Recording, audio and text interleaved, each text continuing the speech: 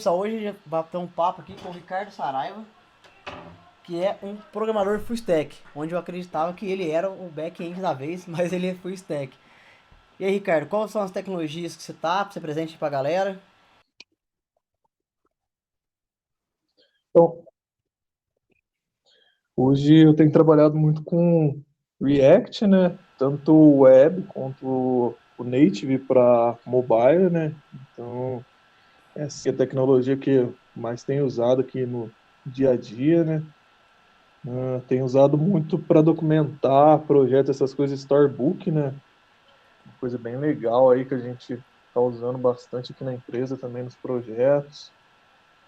Hum, Eu acho que é isso, né? E tem vários outros plugins aí em conjunto com o React e tal.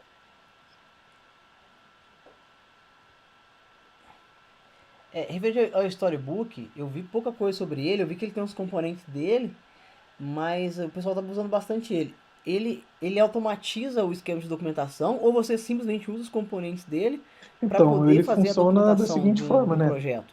Eu, particularmente, quando eu estou desenvolvendo um componente, eu gosto de desenvolver por ele, né? Porque ele já me dá ali uma tela praticamente em branco ali, eu não preciso pensar na aplicação inteira, então ele vai ter todas aquelas funções de live reload e tal, lá como se estivesse rodando um projeto do React normal, né?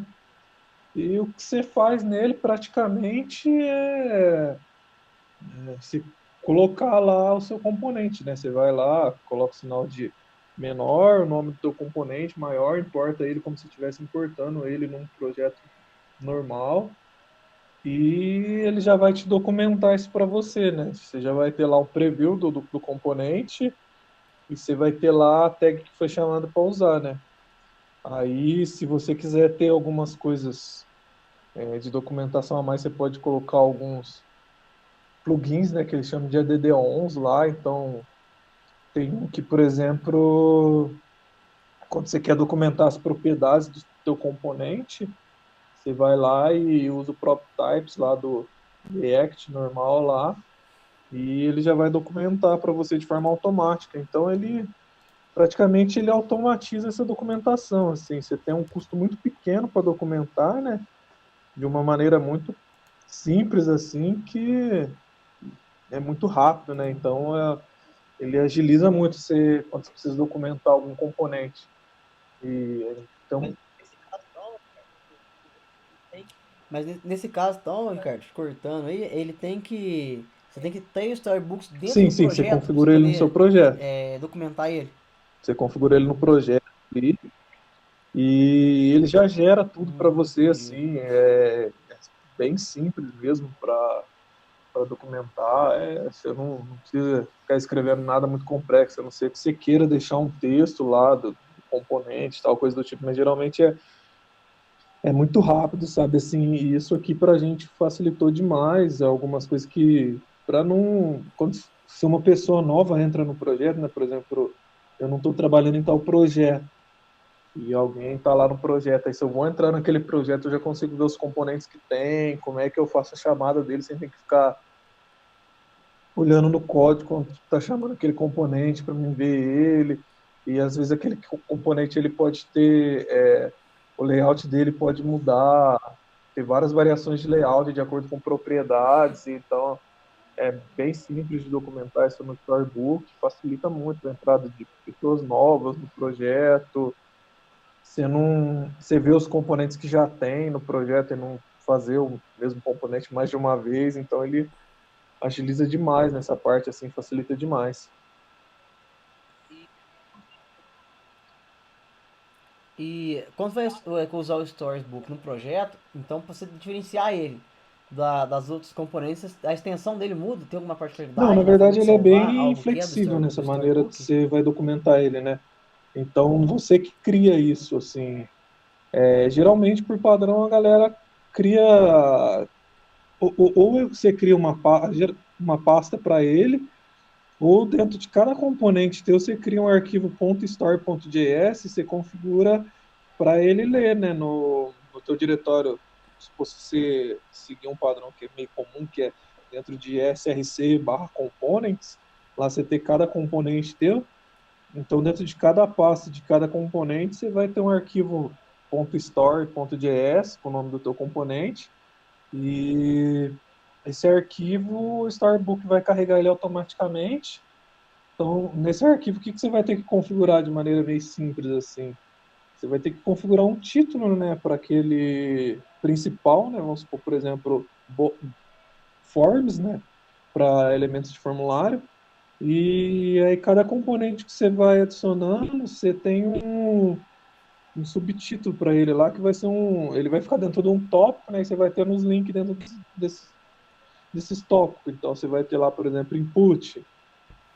Aí você tem lá um componente de input. Aí você pode ter, por exemplo, input default, input error ou input com, por exemplo, input mais validação que ele tem aquela estrutura de ter um xzinho, um vzinho quando está certo, coisas do tipo. Ou você também. Isso. Então ele Ou, agiliza ou essa você parte de pode configurar documentação. uma pasta para ele. A gente trabalha aqui assim, a gente não coloca ele junto com cada componente, a gente cria uma pasta separadinha lá no nome de stores e dentro dela a gente salva os arquivos que é referente à documentação, mas ele é bem permissivo nessa parte de como você vai trabalhar com ele.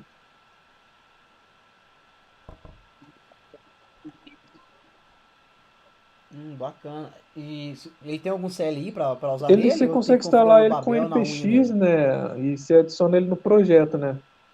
Ele não. Ele vai meio que usar tudo que você já tem configurado, né? Do teu package JSON ali. Mas a instalação manual dele também, assim, é bem tranquilo. Você não tem que fazer nenhuma configuração mirabolante, não. Geralmente é mais essa configuraçãozinha de como você vai trabalhar mesmo.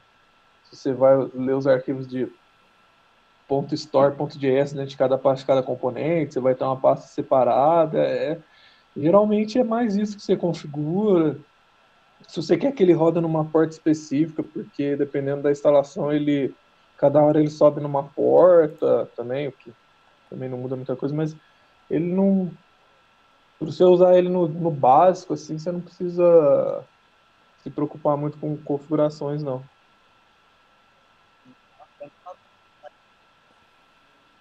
Bacana. Eu tava vendo aqui no site dele, tem até Tem sim, pra Vue.js também, tem ele pra tem para Angular. bastante desses frameworks também.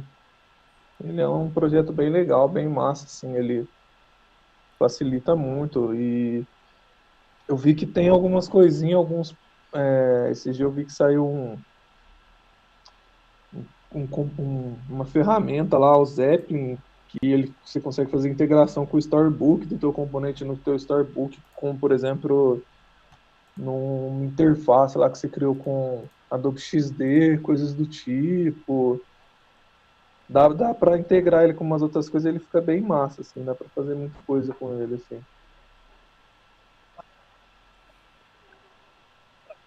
Pra documentação, você usa só o Storybook ou você tá usando alguma Não, outra aí ele coisa? não Digamos comporta, que é né? um projeto O PHP, e aí? Storybook ele é somente para front-end, né? Então ele só vai documentar componentes de front-end, né?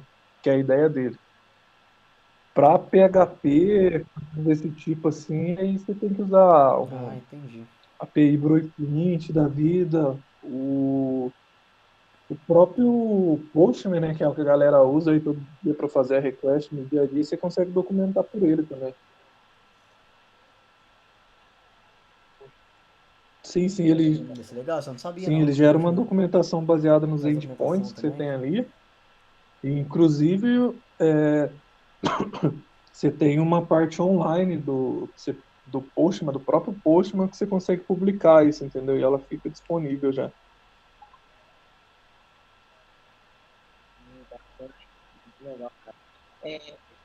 Bacana, hein? Muito legal, cara. Ontem eu falei com o Igor sobre Vue.js, cara. E aí a gente chegou à conclusão que o React está na moda. Você concorda com isso? Que o React é a moda do momento agora? Que agora é a vez dele? Ou Ah, não? Você acha que na é verdade, outra eu acho linguagem que esse que termo tá na moda moda? é meio complicado de falar. Eu acho que não concordo. Eu acho que talvez ele ganhou uma popularidade antes do Vue por conta do Facebook, essas coisas, mas eu acho que não. Eu acho que os dois acabam resolvendo as mesmas coisas na web ali e tal, mas não digo que, que esteja na moda. Por exemplo, aqui a gente gosta muito do React também, que a gente consegue aproveitar ele na parte mobile aqui da empresa, que a gente usa o Native, né? Então, quando você trabalha com React, você consegue aproveitar ele para rodar no Native também, se você trabalhar com Native, mas não acho que seja moda.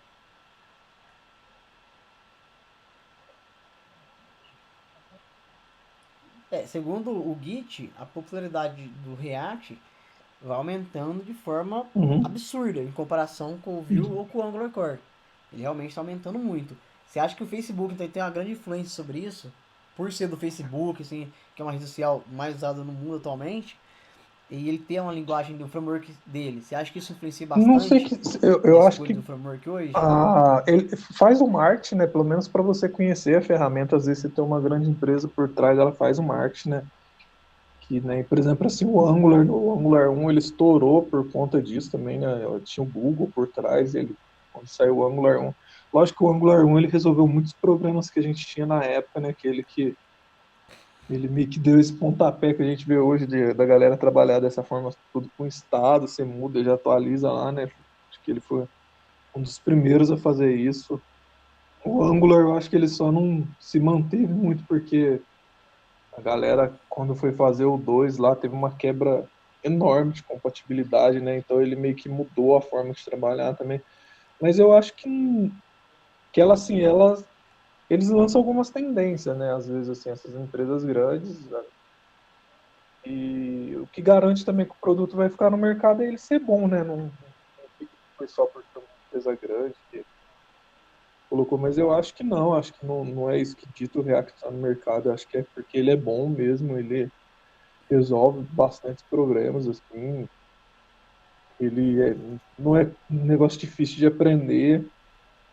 Um ponto positivo, assim, do React é que você consegue aproveitar bem o que você aprende para o web, para estar usando ali no mobile também, então acho que esse é um diferencial, assim, que ele tem do Vue, né, o Vue, não, eu acho que ele até tem algumas coisas tipo Quasar, eu acho que você consegue usar para mobile, mas ele não chega, não é tão forte que nem o React Native, né?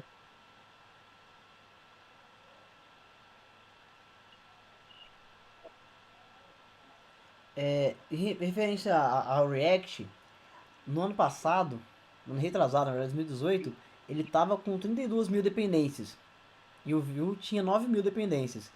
Em 2019, o Vue foi para 21 mil dependências e o React para 48 mil.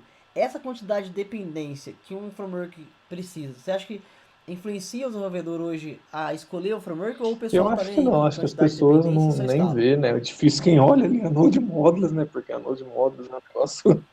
Se eu olhar lá, você se pega, já tem até aqueles GIFs, aquelas imagens meio que zoando, mas eu acho que não, acho que a quantidade de módulo que vem instalado, não, acho que o que a galera vê muito hoje em dia é mais o fluxo de trabalho mesmo, que a ferramenta vai proporcionar, entendeu? Muita gente vai estudar o que o mercado está pedindo também, né? Isso aí é óbvio, né? Se muitas empresas estão usando, o pessoal vai começar a estudar, porque, querendo ou não, você, você entrar no mercado de trabalho, você vai procurar algo assim que a galera está usando muito também, assim, que as empresas estão pedindo. Mas o que mantém a ferramenta é a ferramenta ser boa, né? Não é só hype, essas coisas, né? Então,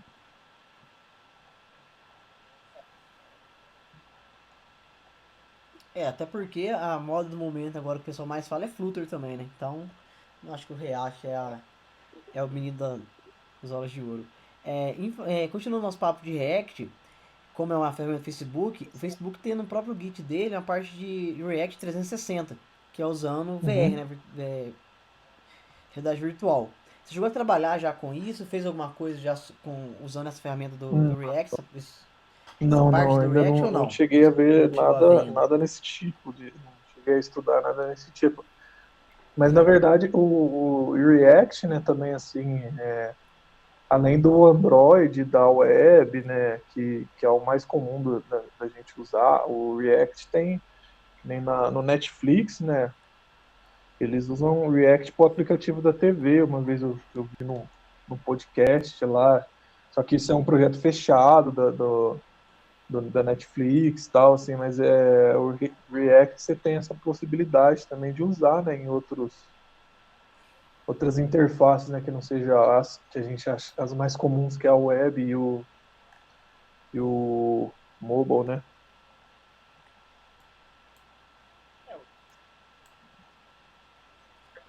O Facebook ele tá apostando muito nessa parte de tecnologia, né? Tem bastante projeto, não só o React, mas a própria ideia de GraphQL foi o Facebook Sim, também que sim, sim. lançou no mercado, né? Eu acho que é por isso que o pessoal tá tão viciado em GraphQL, né, nesses últimos dias. O React, ele tem uma integração até fácil com o GraphQL, como foi o Facebook que Uhum. fez, então o Facebook implementou isso nele de modo bem fácil. Você acha que as outras linguagens também vão conseguir acompanhar ele nesse sentido Ah, de com certeza, ter né? Porque integração é com o uma GraphQL? especificação, né? O GraphQL, então não é alguma coisa fechada, assim, né? Então, acho que os outros frameworks vão acompanhar igual, né? Porque o GraphQL vamos dizer, se fosse falar nesse sentido de hype, ele seria o do momento nessa parte de arquitetura, né? Mas não que ele seja só por moda, né? Mas ele resolve um problema, que é aquele problema que a gente tinha antigamente, né? Você tem várias aplicações que consomem o mesmo endpoint, uma precisa de informação X, outra precisa de informação Y, outra precisa passar filtro X, filtro Y, e era difícil você lidar com isso, né, na arquitetura hash, né? Então ele resolve muito bem esse problema, o GraphQL. E eu acho que os outros frameworks front-end já têm, com certeza todos já têm as suas integrações com o GraphQL. Acho que se usar React ou não nesse sentido não vai mudar em nada, né, para trabalhar com GraphQL.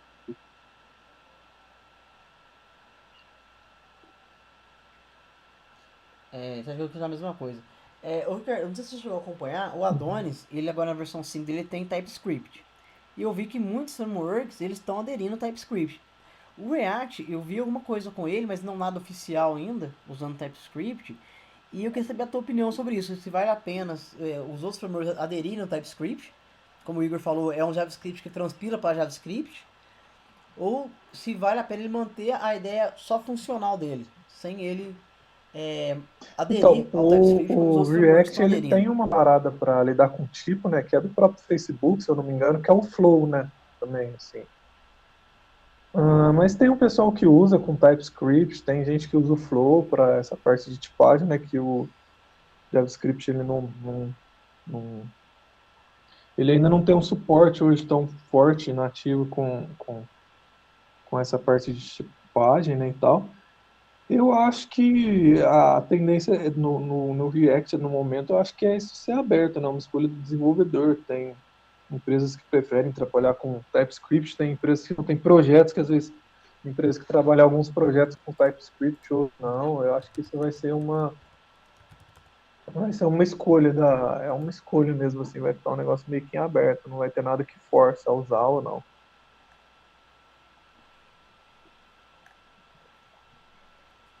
O Facebook, quando ele começou com o React, a gente não tinha, né, o React Create App. Então você fazia literalmente na mão, sem a configuração do React. Não era nada difícil, mas era algo cansativo para fazer.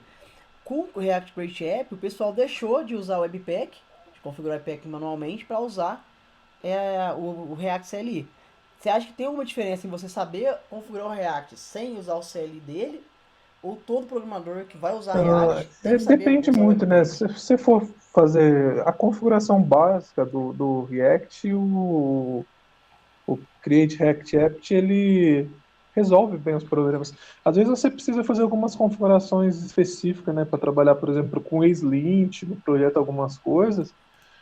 Então, o React ele já vem uma ferramenta que você consegue injetar nessas configurações.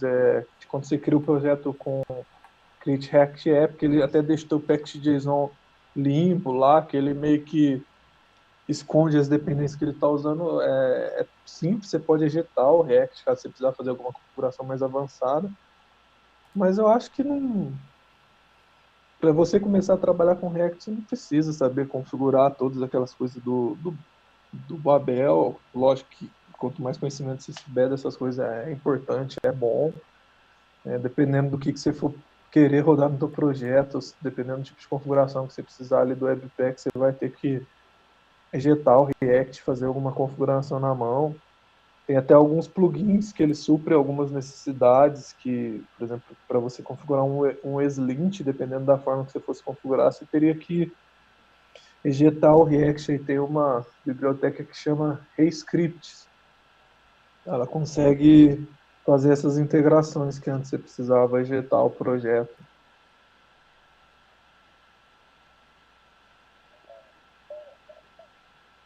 Bacana. Você falou que tá usando o React Native. Não sei se você chegou a acompanhar, o Google lançou a PWA, Uhum. que são as aplicações que podem ser instaladas, e de algum tempo depois lançaram a TWA, que é você reaproveitando a sua PWA para colocar na Store do Google, e a Microsoft também já implementou para colocar na loja da Microsoft. Você acha que com esse boom da PWA que está chegando agora, o aplicativo nativo ele vai morrer? Ele vai chegar a deixar de ser mais o foco das grandes empresas e vão focar mais em PWA? Como a Uhum. Microsoft, ela está usando já a PWA no Outlook. O Outlook Uhum. ele já é uma PWA. O Twitter também é uma PWA. Então já temos grandes players aí começando a usar a PWA. Você acha que vai ser mais fácil para falar pro empresário hoje que uma PWA vale mais a pena com o aplicativo nativo ou não? Ou o aplicativo Aí depende nativo do ainda é problema, a né? solução? Eu acho que PWA é uma ótima solução. Eu acho que sim, ela vai substituir alguns aplicativos, alguns sim. A gente não vai matar o aplicativo nativo, porque se você precisar de alguma coisa que exija uma integração maior com o hardware do dispositivo, do usuário, com certeza vai depender de um aplicativo nativo instalado. O grande problema ainda das PWAs, né, eu andei lendo algumas coisas que a Apple tinha dado uma melhorada em suporte a algumas coisas, mas o grande ferida ali na PWA era a Apple ainda, né, que ela não é tão permissível em alguns pontos do que você pode usar no dispositivo, né. Inclusive o Facebook, quando ele criou o React Native, né, ele queria usar o HTML5 no dispositivo mobile, né? Só que aí ele viu que o HTML5 não estava pronto para o que eles queriam, né? Então foi criado até com para resolver esse problema que se tinha, né? Para você criar para multiplataformas, tal, você não ter que desenvolver vários aplicativos nativos que a gente sabe que é um custo grande, né? Você ter dois, pelo menos dois aplicativos, né? Que é o Apple e o Android, né? Que são os mais populares hoje, né? Mas sim, eu acho que o PWA é uma ideia muito bacana. Eu acho que ela, sim, ela vai tomar uma parte do mercado para ela de alguns aplicativos que são hoje nativos, né? Porque é aquele caso, né, que a galera sempre cita no uso de PWA, né? Você vai fazer um check-in, alguma coisa no aeroporto, você tem que instalar um aplicativo lá que consome, no mínimo, hoje em dia que eu estou vendo os aplicativos são 50 mega e eu, por exemplo, eu não tenho um celular tão recente, meu celular já é um modelo um pouco mais antigo, às vezes é, tem pouco espaço, né? E você precisa instalar esses aplicativos para essas coisas rotineiras, ele não é um negócio muito legal, não é um negócio meio chato. Você instala, vai lá, faz check-in, faz as coisas no aeroporto, aí você desinstala. Aí você precisa, por exemplo, você está numa cidade, você quer fazer o pagamento, sei lá, de alguma coisa, usar um aplicativo de estacionamento, coisa do tipo, você tem que instalar um aplicativo para tudo que você vai fazer. É um negócio meio ruim, né? Porque consome recurso do dispositivo e às vezes você não quer usar ele ali direto, você só quer usar um uso bem pontual, né, do aplicativo. Então a PWA nesse caso ela é excelente, ela é muito boa. E até para aplicativos que você precisa usar mesmo assim no seu dia a dia, a PWA, dependendo do tipo de aplicativo que for, uma PWA ela supre, né, a necessidade.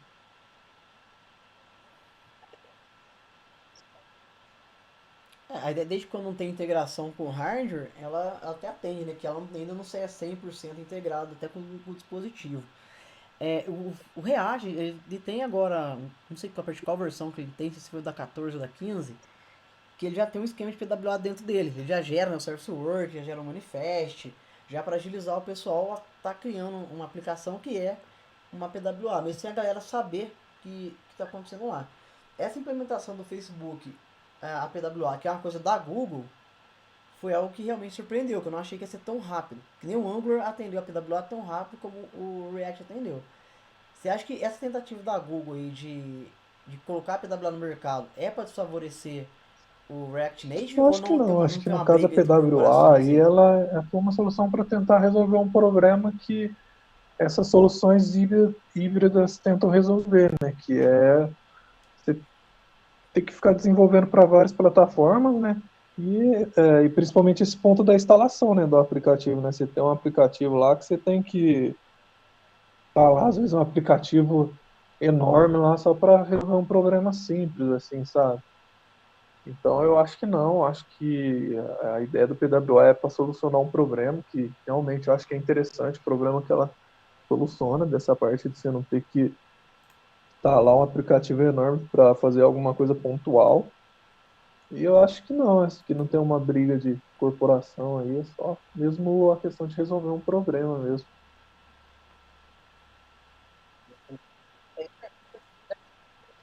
Entendi. Ricardo, já que você está trabalhando bastante com front-end, eu dei uma olhada no que está tendo no momento para o pessoal usar. Não é algo tão novo, mas eu não conhecia, que é um Next.js e o Gatsby. Você chegou a trabalhar Aqui com na algum empresa a desses gente dois teve já um para projeto que a front? gente usou o Gatsby, né? Que o pessoal achou bem legal, o pessoal que trabalhou, eu não cheguei a trabalhar, eu já cheguei a brincar com o Gatsby em casa aqui e tal, fazer uns Hello World, né? É um projeto legal, né? Uma solução bem legal, né? Para você que já para quem já trabalha com React aí, você poder já criar um blog, coisas do tipo, né? Mais uma dessas soluções de gerar site estático, né? E é bem legal que ele utiliza, né? GraphQL para você consultar os posts, as informações que você tem lá, né? Eu achei bem legal.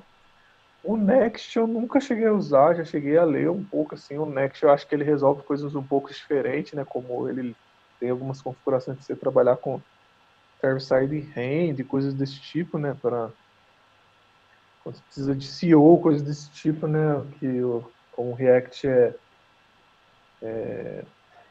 ele vai renderizar ali meio que na hora que você abre a aplicação, né? Hoje a engine do Google ela até já consegue renderizar JavaScript e tal, mas renderizar JavaScript acrescenta um custo, né, para essas engines, né? Mas tem, por exemplo, coisas como Facebook, quando você vai, por exemplo, compartilhar uma URL do teu site, lá tem aquelas informações lá que puxa uma fotinha, que você configura coisas desse tipo, isso eles não contemplam, se a aplicação não tiver renderizado isso no HTML ali mesmo.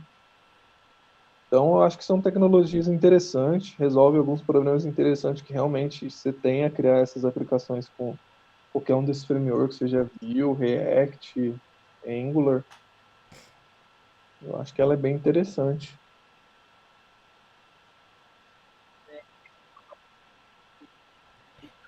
O Facebook atualmente, ele lançou em estado experimental ainda Uhum, o React Suspense e o Lazy, né? E eu vi também que como eu uso uhum. o Preact também implementou isso aí para facilitar o pessoal a, a ter uma tela mais bonitinha, né? Para o pessoal esperar até para trabalhar de forma melhor com essa espera do usuário final. Você chegou já a usar essa parte do suspense e o lazy no Aqui React a ou gente já não deixou no brincou, né, experimental ainda? com isso, já brinquei em casa, né, essa parte desses pré-carregamentos que ele faz, mas eu vi que tem eu vi que a ideia dele é mais para quando você vai fazer split da tua aplicação, né, aí você faz um load lá da tua interface ou do componente que você está fazendo lá e tal. Eu achei legal a forma que você lida com o preloader, né, você não precisar criar uma variável de estado lá para setar um booleano lá, ser true ou false para habilitar um preloader, ele é bem legal esse esquema do suspend, né, da forma que ele faz. Talvez ele ainda tenha que ter uma integração, por exemplo, com Axis, coisas desse tipo, que aí seria mais legal, né, você poder usar ele para fazer requisições. Eu vi que já tem alguns alguns pacotes do NPM para isso, mas eu não cheguei a testar, você fazer fetch de dados com suspend, mas é uma feature bem interessante, sabe, assim, eu acho que é bem legal. E talvez ela tenha que amadurecer talvez só nesse ponto de você ter integração com a Ajax de uma forma mais simples, assim, eu não sei se ela já tem, mas na verdade eu não sei nem se ela já saiu de experimental, se ela já está oficial, mas é Tá bem no legal. experimental. Está experimental? Tá Não, tá experimental. experimental ainda. Não, Não, mas ela é tá bem legal, experimental ainda. Infelizmente tá eu acho que ela é experimental uma ainda. coisa que vai. Até.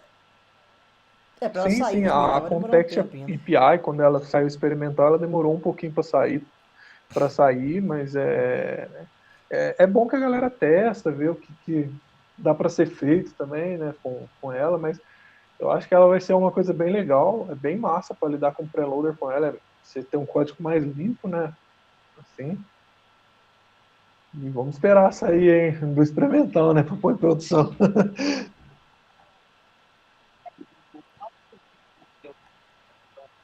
O mais que eu vi sobre a integração do Suspense com o Axios é um hook, na verdade, do Axios, né? Nem é oficial ainda. E é um hook Uhum, que facilita só a chamada da API. Aí uhum, você joga dentro do Suspense o resultado e eles faz o pré-carregamento ali, mostrando o load até carregar, mas assim, na requisição em si, por enquanto não tem nada, né? Mas é engraçado que o React tem muita coisa que o pessoal desconhece, né? Tipo, igual o error body day, uhum. que é você tratar o erro no componente.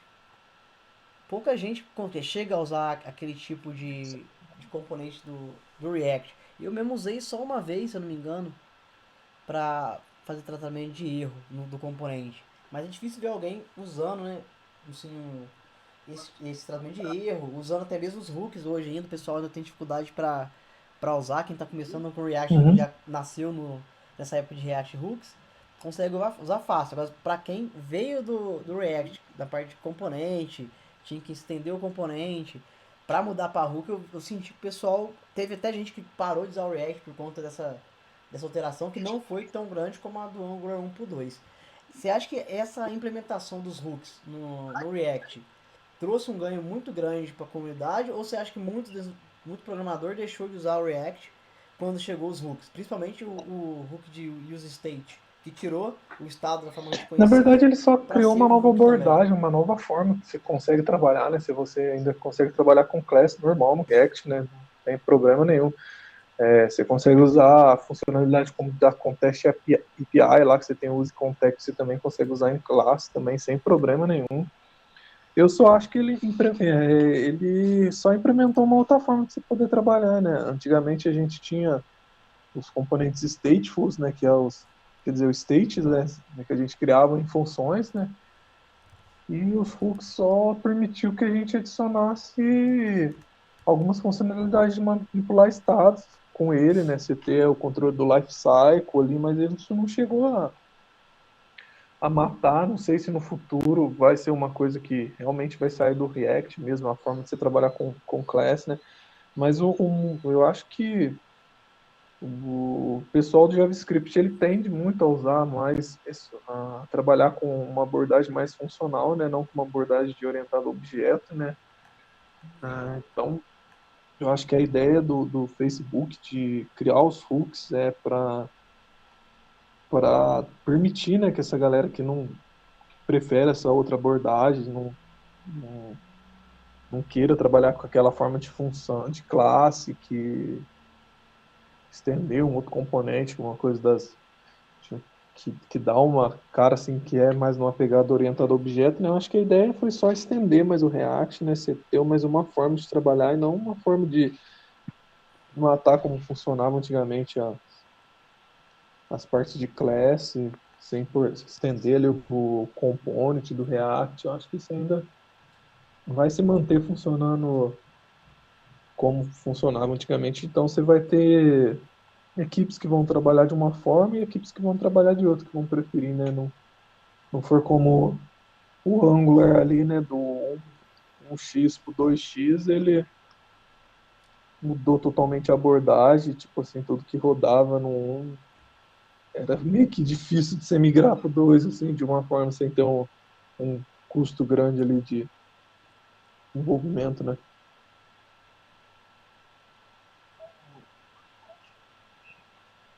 O React, ele vem mudando assim de forma bem devagar. Eu não acho que a alteração dele está sendo uma alteração grande.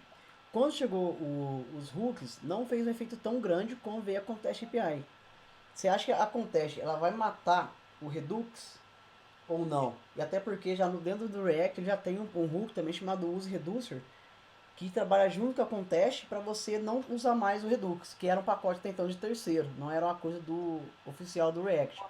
Você acha então que essa combinação do Use Reducer com a Contest, o pessoal vai deixar de usar o Redux, que é uma solução de terceiro, ou não? Vou continuar usando o Redux e vão Eu deixar a acho Contest que aí para até outro momento. a Context API mesmo, ela fala que não, ele não mata o uso do Redux, né? O Redux é uma abordagem um pouco diferente, assim, às vezes do Context. A Context API, ela vem para resolver um problema, né, que é o próprio dealing, né, que é chamado lá, que você precisa passar uma props, um componente filho, aí o filho passa para o filho dele, aí o filho passa para o filho dele, para ser usado lá na quarta geração de componente, aí você tem que ficar subindo às vezes valores que você precisou alterar na quarta geração de filho lá para o pai, entendeu? Então ele veio para resolver esse tipo de problema. Vai ter gente que vai preferir trabalhar com Context API e não vai sentir a necessidade de você ter uma forma de trabalho igual ao Redux. Aqui, por exemplo, a gente não trabalha muito com Redux, hoje tudo que a gente precisa de status global, a gente está usando a Context. No nosso dia a dia, ela resolve para a gente, ela resolve 100% dos problemas, assim, sem problemas. Mas eu acho que não mata uma outra abordagem, eu acho que é uma abordagem um pouco diferente. O pessoal que trabalha com Redux, eles costumam centralizar tudo mesmo ali no Redux, que é a ideia do Redux, né? Ele ser a única fonte de verdade das informações lá. Eu acho que uma abordagem não mata a outra, né? Eu acho que ela veio para complementar algumas coisas, a Context API, e veio para resolver alguns casos de que às vezes você usava compartilhar somente um estado entre aplicações. Às vezes você tem uma aplicação ali que você precisava somente compartilhar um login, alguma coisa entre os componentes, e usava um Redux só para isso. Realmente, acho que não.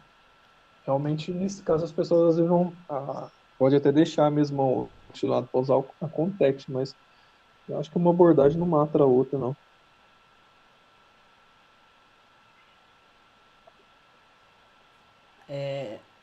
Aproveitando esse embalo nosso do React, não sei se você chegou a ver o React já, que ele é um React, mas abordado de forma bem diferente, bem minimalista.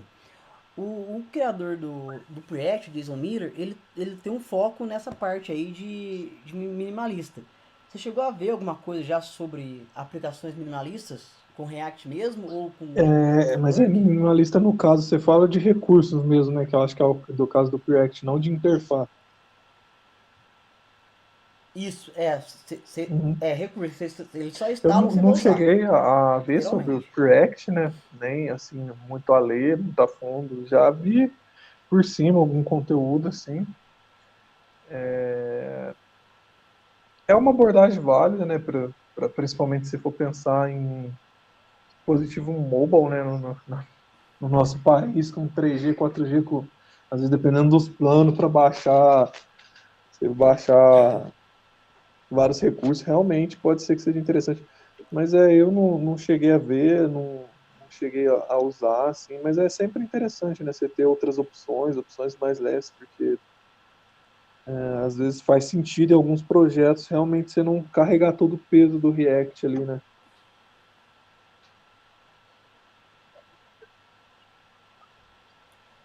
Eu te perguntei isso porque eles têm um pacote, o próprio cara que criou o Preact, ele criou um pacote chamado Unistore, que é um Redux reduzido.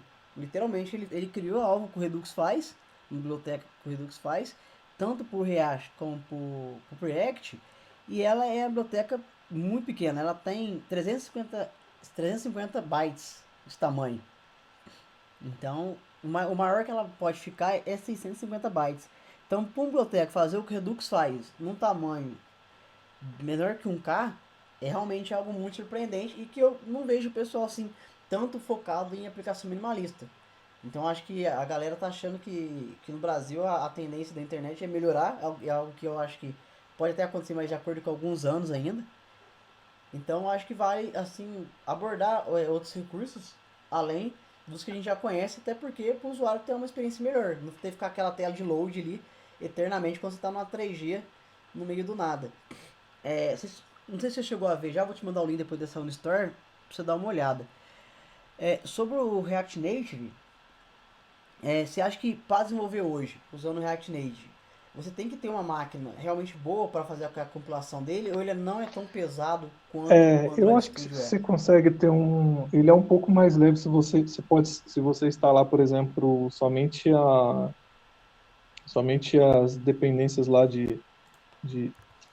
Tem duas formas de você instalar, né? Você pode instalar o Native com o Android Studio para você ter toda a parte de desenvolvimento lá do Android, ou você pode instalar somente a parte para você compilar o Android lá separada do Android Studio, né? Então, se você instalar sem ela separada do Android Studio, realmente vai ser um pouco mais leve, né, para você desenvolver, né?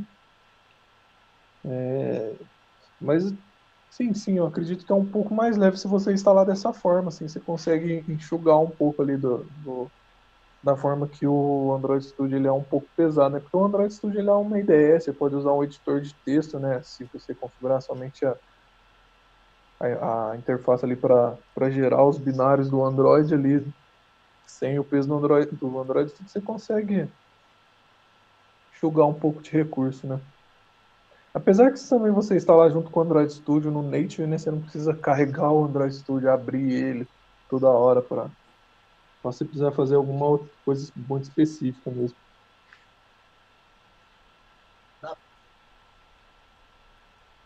Dá, não tá falando que dá pra usar o React Native usando só o SDK do Android Studio. Sem ter, eu posso instalar só o SDK dele, sem instalar a IDE, Isso, eu, por para poder exemplo, eu gerar rodo ele o dessa APK. forma, né? Eu instalei só o SDK do Android, configurei os paths dele lá e eu uso ele dessa forma, Native mais o SDK. Eu não instalei o Android Studio. Você tem essa opção de. Você não acha que,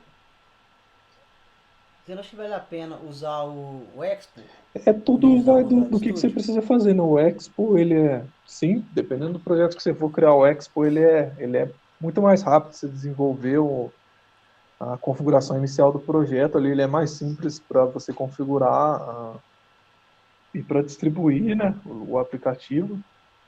Sim, vale a pena, se o seu projeto comportar, somente você precisa usar algumas coisas que não tenha no Expo, né? Que não tem ali mesmo no Expo, você pode fazer o eject dele, mas nada te impede de você começar desenvolvendo usando o Expo ali e tal.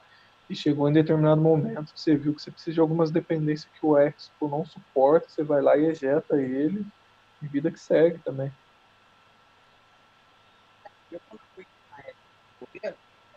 É que eu quando eu fui começar a desenvolver, eu tava usando o iPhone. E pra usar o. Pra desenvolver para iOS, eu achei o Expo mais fácil. Porém, ele não gera o IPK. Ele não gerava o IPK, mas você desenvolvia nele e era muito mais fácil do que eu abrir o próprio editor da Apple para fazer isso, o Xcode, porque o Xcode é bem mais pesado do que o Android Studio, se a gente for ver.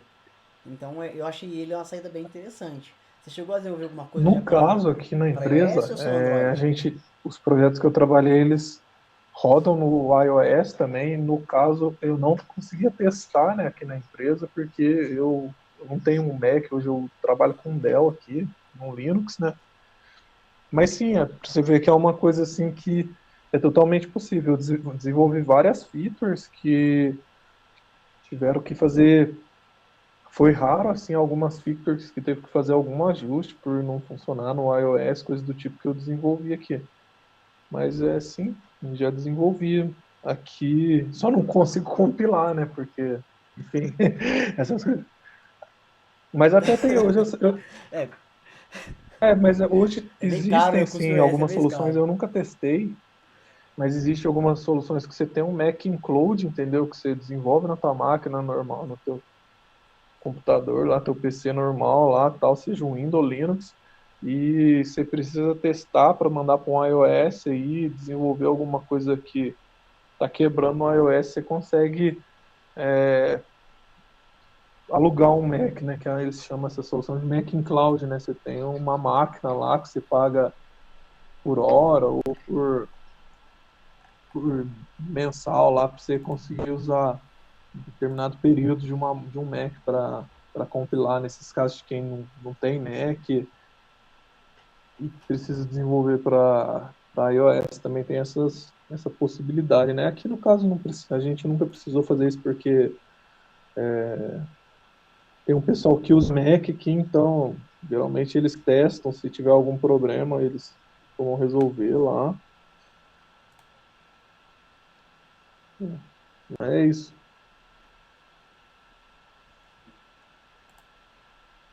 Entendi. Acabei de finalizar aqui. Eu queria um ponto de vista teu com React versus Vue.js e React Native versus Quasar. O que você acha dessa comparação? Quando uma empresa vai pesar o que ela vai usar, ela vai comparar o React com o Vue e o Quasar com o React. Lembrando que o Quasar ele tem a vantagem que ele faz aplicativo para desktop, enquanto o React tem que usar o Electron para poder fazer. Me dá um ponto, uma Na panorâmica toda verdade, o dessa Native, né, comparação ele aí. também, hoje ele, eu acho que ele já, a Microsoft já fez, né, uma parada para você compilar para Linux, né, também, assim, direto, né, para Windows, quer dizer, desculpa, falei errado. Hum, Lógico que se quiser para Linux, eu acredito que hoje só o Electron mesmo que comporte se fazer uma aplicação React, né, junto. Eu acho que talvez o ponto não seja só esse, o ponto é se você já tem uma equipe que trabalha com React, vale a pena trocar para Vue, você tem uma que trabalha com Vue, vale a pena trocar para React, né? O ponto aí são duas ótimas tecnologias, qualquer uma das duas que você escolher, elas vão resolver bastante desses problemas, algumas tem alguns componentes às vezes prontos que não tem outras que você tem que desenvolver, mas enfim, esse tipo de comparação assim é meio difícil de fazer sem saber um problema, coisas do tipo, mas são duas tecnologias boas, né? As duas resolvem bastante dos mesmos problemas, então eu não sei como atua o Quasar, como é que ele funciona, então nesse ponto eu não sei se ele, não sei, não sei assim comparar ele no mobile com o React, né? Porque o React eu sei que ele funciona muito bom, a gente usa bastante. Na web, o Vue eu já brinquei um pouquinho e o Vue ele é algo tão, ele é ótimo que nem o React para você trabalhar na web, então qualquer uma da solução que você escolher vai te ajudar bastante ali. É uma decisão assim meio complicada de ser tomada, assim. Se eu fosse tomar essa decisão, eu escolheria React, que eu trabalho, eu gosto bastante do fluxo do React, mas é um ponto de vista que depende da cultura da empresa, se tem bastante gente que trabalha com Vue, depende da pessoa que está ali pesquisando as tecnologias, se ainda a empresa não tem ninguém que desenvolve nessas tecnologias, se vai começar assim do zero. A pessoa pode se encantar pela forma de um ou de outro. Eu acho que acaba sendo em muitos casos, uma opção, às vezes, pessoal, sabe assim, e, e e eu acho que é isso. Até, por exemplo, assim, quem vai começar, às vezes, começar direto no Angular 2 também é uma opção a se pensar, principalmente se você tem um time que trabalha com tecnologias como Java, C Sharp, esse pessoal vai ter que trabalhar com o front-end, às vezes eles não vão estranhar tanto, porque o Angular ele já tem o TypeScript ali, não que você não possa usar com React ou com Vue ali, mas ele já tem ali aquela abordagem mais com cara de OO, né, de orientação a objeto lá e tal. é difícil você falar assim. Não existe melhor, na verdade, assim. O foda com o Angular é, Oi? o foda com o Angular é Isso. TypeScript, né? Isso, ele usa o O TypeScript Angular ele ali. é TypeScript, ele usa TypeScript, né? As E, outras linguagens a gente é meio que opcional a gente usar. Essa é a minha pergunta pro Igor no outro podcast, ele também ficou nessa, depende do projeto. Na verdade, ninguém quer falar mal de mas ninguém, né? Achei até bonito isso aí. Ninguém quer falar mal de ninguém. Mas a ideia do Vue.js do React é bem diferente, né? A proposta. Um é reativo, o outro é funcional. E eu prefiro programação funcional, até porque eu acho que rende muito mais do que a reativa. Mas tem gente que se dá melhor com reativa do que funcional. Na verdade, eu acho que vai depender realmente das equipes, né? O pessoal precisa sentar e isso aí é uma escolher. Como eu abordagem. falo, é particularidade. São escolhas particulares, É assim, bem mas são particular, duas né? boas escolhas, né, sabe? Assim, elas estão resolvendo os problemas similares ali. Lógico, talvez uma resolva de uma forma um pouco diferente da outra, com certeza, né? Porque não fazia sentido também ter as duas e resolver extremamente igual o mesmo problema ali. Mas é uma abordagem meio pessoal na hora da escolha dessas tecnologias, é uma abordagem que vai de encontro ali com o que o gestor, as pessoas que estão decidindo ali, acharem, gostarem mais, não tem muito esse ponto, que nem tem muita gente que briga muito, defende isso, a A é melhor que a B por conta disso, a B é melhor que a A por conta disso, mas eu acho que nesse caso aí das duas tecnologias, as duas são boas, as duas resolvem bastante dos problemas e são duas excelentes opções hoje para desenvolvimento front-end.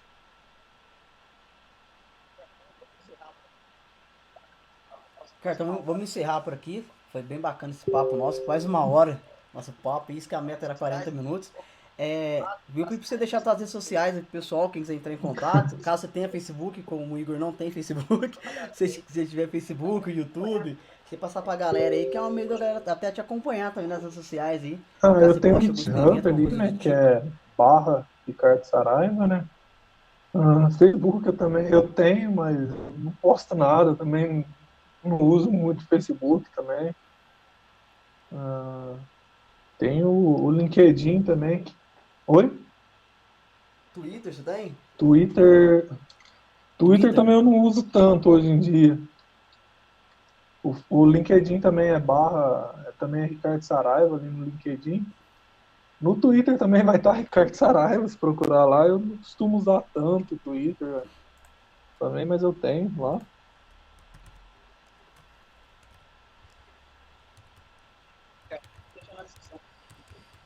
Beleza, cara. Eu vou deixar na descrição do vídeo aqui o teu GitHub, que é o que você mais usa e é que eu sigo lá também. E é isso, Ricardo. Muito obrigado aí Beleza? pelo seu tempo, pela sua uma hora do seu tempo. E a gente vai bater um outro papo em Beleza. outro momento aí sobre Falou, abraço, desenvolvimento. Alexandre. Beleza? Valeu, Ricardo. Abraço.